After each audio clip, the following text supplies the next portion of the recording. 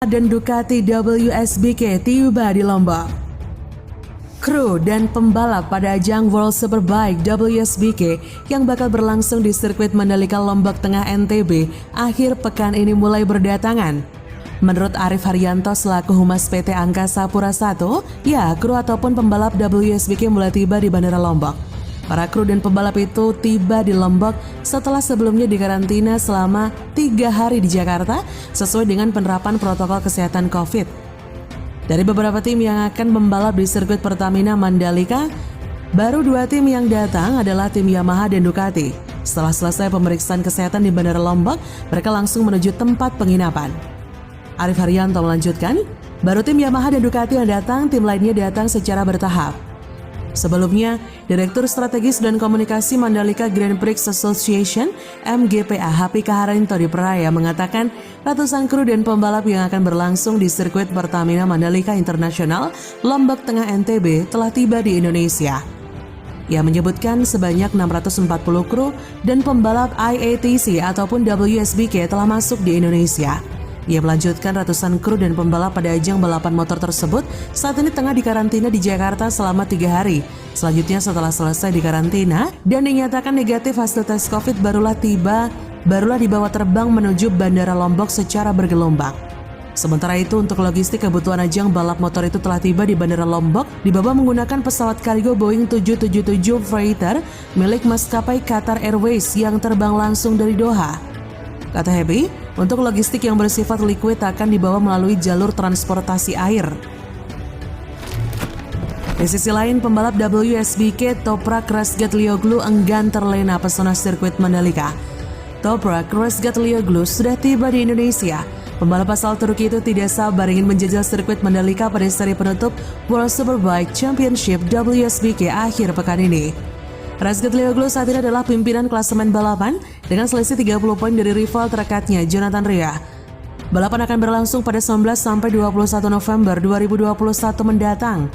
Dia mengatakan, "Saya senang sudah berada di Indonesia, selalu jadi hal menarik datang ke trek baru." Kata Toprak, "Saya sudah melihat sejumlah foto dan video dari tata letak sirkuitnya dan sepertinya bakal menyenangkan berkendara di sana." Kata Toprak Razgatlioglu. Meski terpesona dengan keindahan sirkuit Mandalika, ia sadar kedatangannya ke Lombok bukan untuk liburan. Dia harus tetap fokus kepada balapan yang sudah memasuki seri penentuan. Pembangunan sirkuit Mandalika untuk MotoGP Indonesia hampir 50%.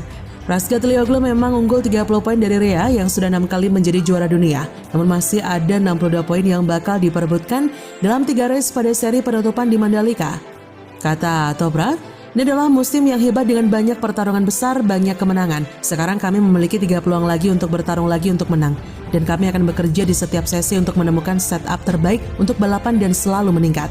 Ide saya hanya ini berusaha menang dan menikmati balapan. Setelah itu barulah melihat hasil akhir. Tapi fokus saya selalu sama, bertarung balapan demi balapan." Kata Razgatlioglu.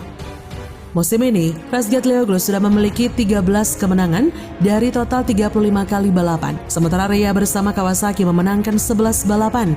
Baik Razgatlioglu maupun Rea sama-sama 28 kali naik podium. Sirkuit Mandalika yang mengusung nama resmi Pertamina Mandalika International Street Circuit merupakan trek baru bagi ajang WSBK. Lintasan jalan raya sepanjang 4,3 km dengan 17 tikungan tersebut berada di kawasan ekonomi khusus KEK Mandalika, Lombok, Nusa Tenggara Barat atau NTB. Tak hanya menghadirkan sirkuit dengan tata letak yang memukau, sirkuit Mandalika yang menelan biaya 1,3 triliun ini juga dikelilingi panorama pemandangan alam yang menyejukkan mata. Fakta menarik sirkuit Mandalika, trek jalan raya paling aman. Sirkuit Mandalika diusulkan pertama kali oleh Indonesia Tourism Development Corporation (ITDC) demi meningkatkan potensi wisata di kawasan Mandalika, Lombok, NTB. Direktur Utama ITDC, Abdul Bar M. Mansur memutuskan untuk membangun sirkuit level internasional. Tapi ia juga ingin trek tersebut jadi destinasi wisata ketika tidak ada event balap. Setelah melakukan diskusi panjang, pria yang akrab disapa Bari itu melakukan pendekatan dengan Vinci untuk menjadi investor. Setelah itu, ITDC melakukan pendekatan dengan Dorna Sport hingga akhirnya mendapatkan kontrak MotoGP dan World Superbike atau WSBK. Abdul Bar juga langsung membentuk Mandalika Grand Prix Association (MGPA) untuk mengelola seluruh keperluan yang diperlukan untuk menggelar event balap. Namun ITDC lebih dulu fokus untuk membangun sirkuit. Pasalnya mereka menginginkan sirkuit berkonsep jalan raya yang belum pernah digunakan oleh MotoGP sebelumnya. Seperti diketahui, sirkuit jalan raya hanya digunakan pada ajang balap Formula One dengan area yang terbatas dan run-off yang tak lebar. Jelas ini sangat berbahaya untuk MotoGP, di mana mereka membutuhkan zona penyelamatan yang luas. Oleh karena itu, diskusi panjang dilakukan oleh ITDC, Dorna Sport, FIM, dan juga IMI sebagai induk balap motor Indonesia. Setelah pembahasan mengenai konsep keselamatan dan keamanan pembalap dengan sirkuit yang diinginkan ITDC, maka terciptalah kerangka awal sirkuit Mandalika. Bukan rancangan Herman Tilke. Menariknya, ITDC tidak menggait Herman Tilke yang merupakan desainer trek kawakan untuk mendesain sirkuit Mandalika. ITDC mempercayakan tugas tersebut kepada Paulus yang merupakan perusahaan arsitektur asal Amerika Serikat yang juga berbasis di Inggris dan Australia yang telah membangun beberapa venue olahraga besar seperti Stadion Wembley. Keindahan hasil karya Paulus menjadi faktor utama ITDC dalam menunjuk mereka, mengingat tujuan utama adalah mempromosikan wisata di Mandalika. Maka dari itu, mereka ingin sirkuit dibuat seindah mungkin agar menarik wisatawan dari seluruh dunia. Setelah bekerja sama dengan Paulus dalam merancang trek, ITDC lalu membawa hasil awal untuk ditunjukkan kepada Dorna Sport di Qatar pada 2018. Abdul Bar menunjukkan desain trek kepada Direktur Balap Dorna, Franco Yuncini, yang akhirnya disetujui setelah dilakukan sedikit perubahan. Tetapi itu belum selesai, ITDC harus menemui Loris Capirossi yang merupakan Rider Safety Commission untuk memastikan desain yang disetujui Franco Yuncini aman. Akhirnya seluruh pihak terkait menyepakati bahwa trek yang akan dibangun di Mandalika sebagai sirkuit jalan raya. Meski berkonsep sirkuit jalan raya, tapi Pertamina Mandalika International Street Circuit terlihat sangat serupa dengan trek permanen. ITDC dan MGPA juga mengklaim sirkuit Mandalika menjadi yang paling aman dari trek-trek lainnya. Ini bukan cuma sekedar ucapan, banyak faktor yang mendukungnya. Sirkuit Mandalika dibangun ketika banyak pembalap yang mengeluhkan tentang faktor keselamatan. Jadi mereka mendapatkan informasi baru tentang seberapa luas trek dan seberapa besar area run-off. Tapi ini juga harus dipastikan kembali ketika World Superbike akan menjadi ajang balap pertama yang mengaspal di sirkuit Mandalika. Menggunakan Stone Mastic Asphalt, ITDC dan MGPA menunjukkan keseriusannya dan ingin memberikan yang terbaik kepada para pembalap dunia. Ini dilakukan dengan memilih Stone Mastic Asphalt SMA sebagai permukaan aspal trek. Stone Mastic Asphalt merupakan aspal pengembangan terbaru dari Inggris yang memiliki banyak keunggulan.